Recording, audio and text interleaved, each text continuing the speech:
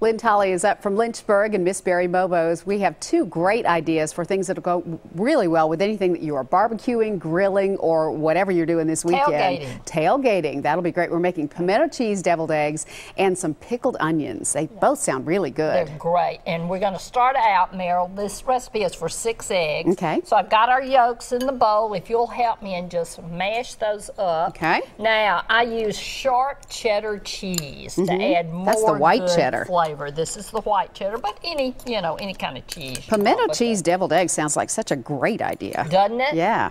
A little mayonnaise. So for 6 eggs, you want a couple of tablespoons, but decide whatever amount you like. This a little Dijon mustard, a couple of teaspoons of that.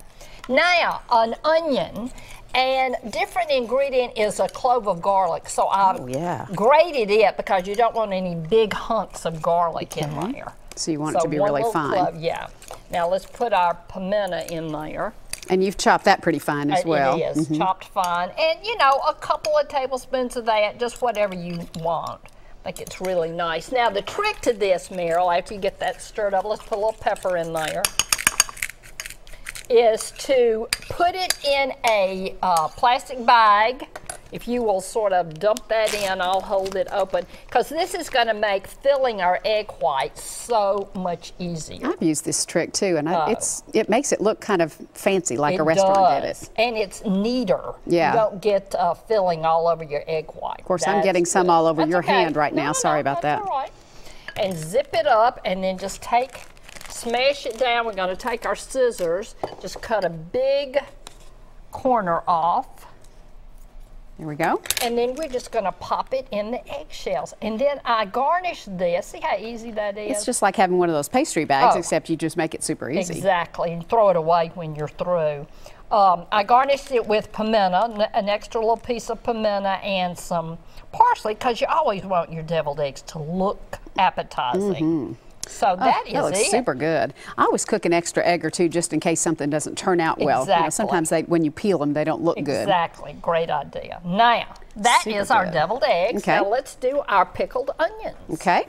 So I used one of those mandolins because I wanted my onions to be really thin. So here's our thin onions. I took a carrot, chopped it up. This is a jalapeno pepper. I used the middle of it too because I want it to be good and hot. This is a cup of white vinegar. We put in a teaspoon of salt. Now the recipe calls for, I'm just stirring it till it melts. Okay. Calls for pepper in it, but I think the pepper sort of discolors it. So I don't always use the pepper. That's totally up to you. You've got, a little spice from the jalapeno already, so you probably don't need it. And I just put a bell jar and layered it because I thought it was real pretty. And you can use this barbecue sandwiches. It's good to garnish a bowl of chili, roast beef sandwiches, anything. So how long does it take for it to pickle? Oh, an hour. Okay. You can set it in the refrigerator, it'll stay for a week. But speaking of barbecue, let's talk about the Jack Daniel Barbecue Cook-Off. You've got a big thing going on. We're expecting between 20 and 25,000. 100 teams are competing for $45,000 in prize money. Wow. We have a big domestic group of people, but a lot of international teams are coming to compete.